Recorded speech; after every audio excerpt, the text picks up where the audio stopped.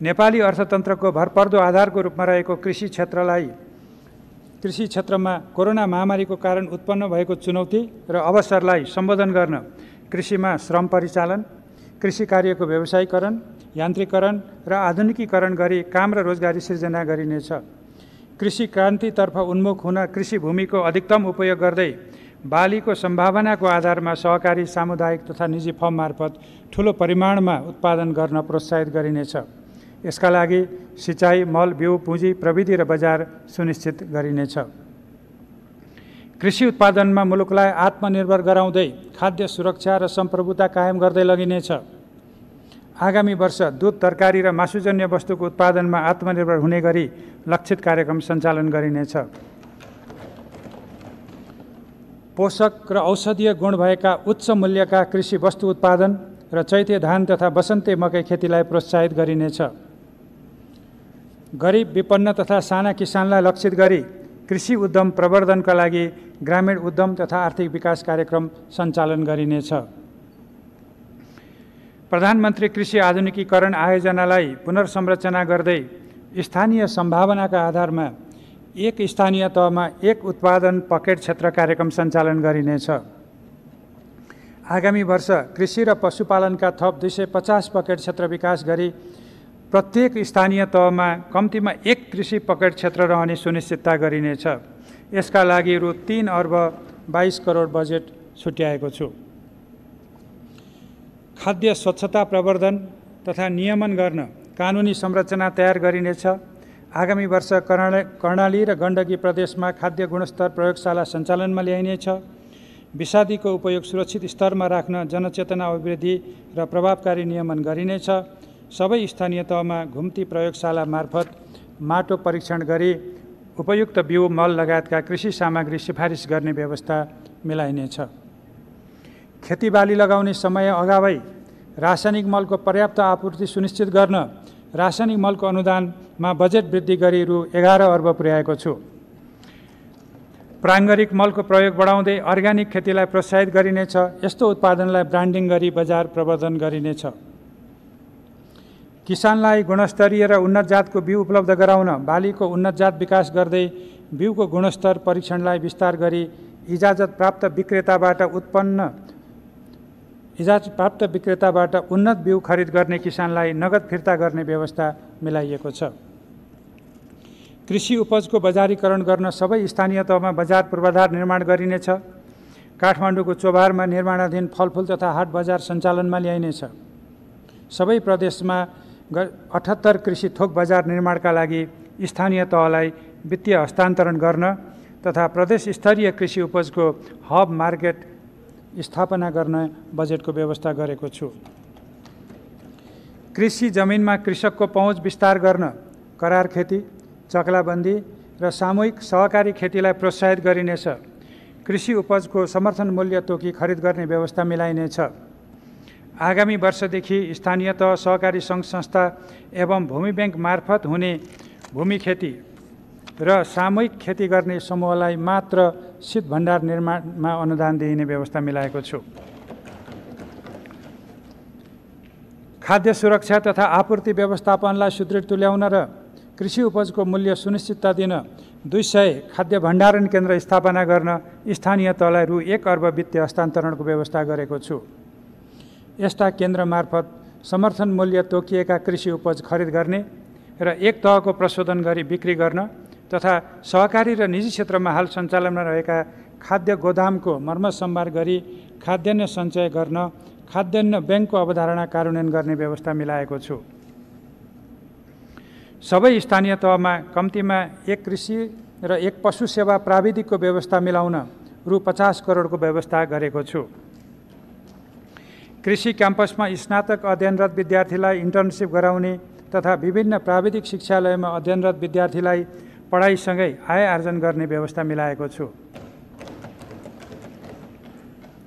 कृषि, बाली तथा पशुपक्षी बिमाको दायरा विस्तार गरी जोखिम न्यूनीकरण गर्न बिमा प्रिमियम अनुदान रकममा वृद्धि गरिएको छ।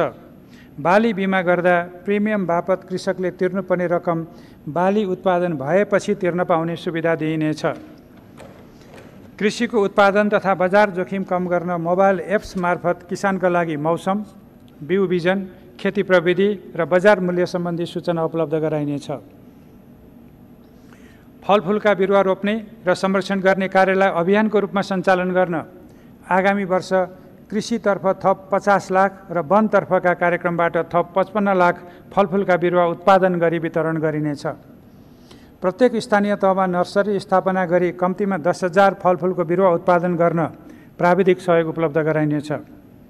उपयोगविहीन सार्वजनिक जग्गा, सडक र राजमार्गका किनारा र नदी उकासबाट प्राप्त हुने जमिनमा अभियानको रूपमा फलफुल र अन्य उपयुक्त खेती गर्न निजी, सहकारी र सामुदायिक सङ्घ-संस्थालाई प्रोत्साहित गरिनेछ। सहकारी सङ्घ-संस्था मार्फत कपास, रेशम, ऊन र अन्य धागोजन्य उत्पादन एवं प्रशोधनका लागि अनुदानको व्यवस्था गरेको छु। उखु उत्पादक किसानलाई उत्पादन परिमाणका आधारमा प्रदान गरिने अनुदानलाई निरन्तरता दिन रु 95 करोड विनियोजन गरेको छु। कृषि अनुसन्धान परिषदको कार्यक्षेत्र विस्तार तथा क्षमता विस्तार गरी स्थानीय मौलिक खाद्यान्न, पशुपक्षी तथा मत्स्यपालन एवं अन्य बालीको पञ्जीकरण, उत्पादकत्व र बहुप्रयोगका सम्बन्धमा अनुसन्धान गरिनेछ। कृषि क्याम्पसलाई अनुसन्धान कार्यमा प्रोत्साहित गरिनेछ। कृषकलाई व्यावसायिक पशुपालनमा आकर्षित गर्न नस्ल सुधार कार्यक्रमलाई प्रोत्साहन, घाँस खेती र बृहत चरीचरण क्षेत्र विकास तथा गुणस्तरीय पशु स्वास्थ्य सेवाको विस्तार गरिनेछ। मुख्य सिमानाकामा पशु क्वारेन्टाइन स्थापना गरी प्रयोगशाला र अन्य पूर्वाधारको व्यवस्था गरिनेछ। कृषिमा प्रदान गरिँदै आएको सबै प्रकारको अनुदान पुनरावलोकन गरी सङ्घ, प्रदेश र स्थानीय तहबीच यो सुविधा दोहोरो नपर्ने व्यवस्था मिलाइनेछ। कृषि ऋणमा सहज पहुँच पुर्याउन किसान क्रेडिट कार्डको सुरुवात गरिनेछ। खेतीयोग्य जमिन भएका स्थानीय तहका सबै वडामा किसानलाई सूचीकृत गरी कृषि तथा पशु सेवाको आधारभूत प्राविधिक सेवा तथा टेवा दिन कृषि स्वयंसेवकको परिचालन गरिनेछ। सिँचाइ तथा नदी नियन्त्रण। कृषियोग्य जमिनमा तत्काल सिँचाइ सुविधा पुर्याई कृषि उत्पादन वृद्धि गर्न साना मजौला सिँचाइ आयोजना निर्माणलाई मैले जोड दिएको छु। यसका लागि समृद्ध तराई मधेस सिँचाइ विशेष कार्यक्रम अन्तर्गत आगामी वर्ष तराई र भित्री मधेसका 25 जिल्लाका 5,000 स्यालो ट्युबवेल तथा 247 डिप ट्युबवेल जडान गरी थप 22,000 हेक्टर कृषियोग्य जमिनमा भूमिगत सिँचाइ सुविधा पुर्याउन रु 2 अर्ब 32 करोड विनियोजन गरेको छु।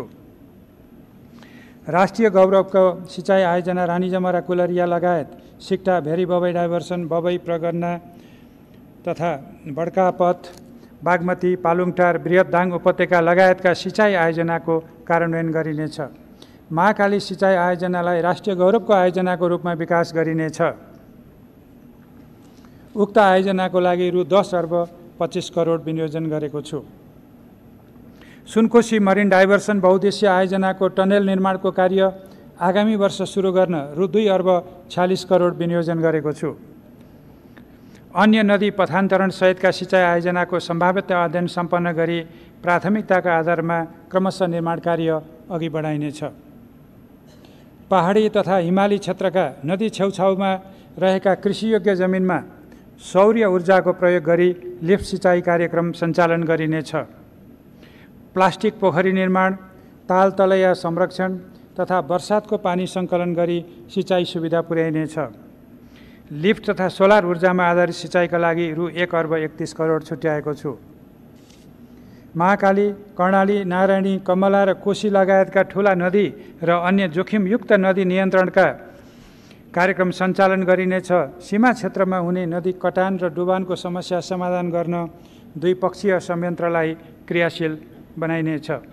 नदी नियन्त्रण र पहिरो व्यवस्थापनमा बायो इन्जिनियरिङ प्रविधिको प्रयोगमा जोड दिइनेछ।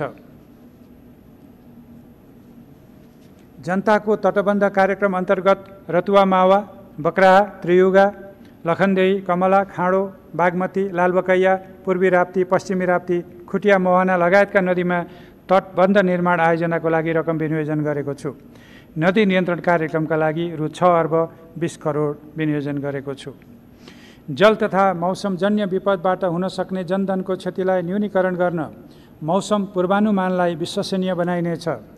आगामी वर्ष थप दुई स्थानमा मौसमी राडार सञ्चालन गरिनेछ। कृषि तथा सिँचाइ क्षेत्रका लागि बजेट वृद्धि गरी क्रमशः रु 41 अर्ब 40 करोड र रु 27 अर्ब 96 करोड पुर्याएको छु। भूमि व्यवस्था।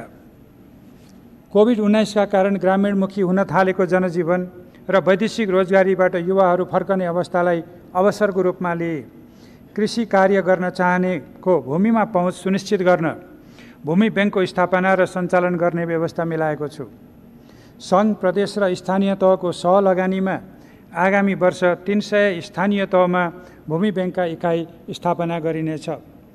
भूमि ब्याङ्कले जग्गा धनीबाट लिजमा लिएको जमिन, सरकारी स्वामित्वको उपयोगमा नरहेको जमिन र नदी नियन्त्रणबाट उकास भएको जमिन कृषि कार्यको लागि उपयोग गर्न चाहने व्यक्ति तथा संस्थालाई निश्चित समयसम्म लिजमा उपलब्ध गराउनेछ।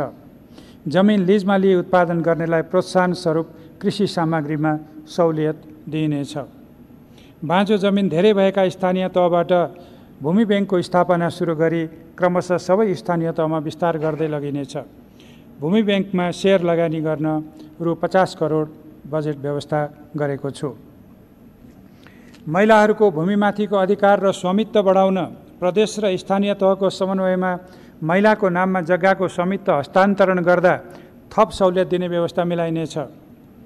भूमि सम्बन्धी समस्या समाधान गर्न गठन भएको आयोग मार्फत आगामी आर्थिक वर्ष सुकुम्बासीको व्यवस्थापन तथा अव्यवस्थित बसोबासलाई व्यवस्थित गर्न 100 स्थानीय तहमा कार्यक्रम सञ्चालन गरिनेछ। मुक्त कमैया, हलिया, हरुवा चरुवा, कमलरी लगायतका सुकुम्बासी, भूमिहीन र सीमान्तकृत परिवारको जीविकोपार्जन सम्बन्धी कार्यक्रम सञ्चालन गरिनेछ। जग्गा प्रशासनसँग सम्बन्धित श्रेष्ठतालाई भू अभिलेख प्रणाली सूचना प्रणालीमा आबद्ध गर्ने कार्यक्रमलाई निरन्तरता दिइनेछ। आगामी आर्थिक वर्षभित्र 60वटा मालपोत र नापी कार्यालयलाई स्थानीय तहमा अभिलेखसहित हस्तान्तरण गरिनेछ। सूचना प्रविधिमा आधारित घर जग्गा रजिस्ट्रेसन प्रणाली कार्यान्वयनमा ल्याई सबै जिल्लामा मालपोत सम्बन्धी सेवालाई अनलाइन मार्फत प्रवाह हुने व्यवस्था मिलाइनेछ। भूमिको दिगो र महत्तम उपयोग सुनिश्चित गर्न भू उपयोग नक्सा तयार गरी जमिनको वर्गीकरण गरिनेछ। औद्योगिक विकास र सार्वजनिक निर्माणका लागि आवश्यक जग्गा प्राप्ति गर्न नीतिगत सुधार एवं सहजीकरण गरिनेछ। उत्पादनशील जमिनको खण्डीकरणलाई निरुत्साहित गर्दै कृषि, आवास र अन्य प्रयोजनको जमिनको नक्साङ्कन गरिनेछ। सरकारी, सार्वजनिक, सामुदायिक तथा गुठी जग्गाको अभिलेख तयार गरी संरक्षण गरिनेछ। भू सूचना सङ्कलन, विश्लेषण र उपयोगका लागि सबै स्थानीय तहको भू उपयोग नक्सा तथा डाटाबेस तयार गर्ने कार्य आगामी आर्थिक वर्षभित्र सम्पन्न गरिनेछ। नापजाँच गर्न छुट भएका गाउँ, ब्लक लगायत बाँकी जग्गाको कित्ता नापी कार्य आगामी आर्थिक वर्षमा सम्पन्न गर्न रु 1 अर्ब 73 करोड बजेट विनियोजन गरेको छु। पूर्वाधार निर्माण कार्यमा उपयोग भएका जग्गाको लगत कट्टा गर्ने कार्यलाई स्थानीय तहको समन्वयमा सम्पन्न गरिनेछ। मुआब्जा भुक्तानी गरिएका जग्गाको फिल्ड नक्सा लगायतका सबै अभिलेखमा लगत कट्टा गरी नेपाल सरकारको स्वामित्व कायम गरिनेछ।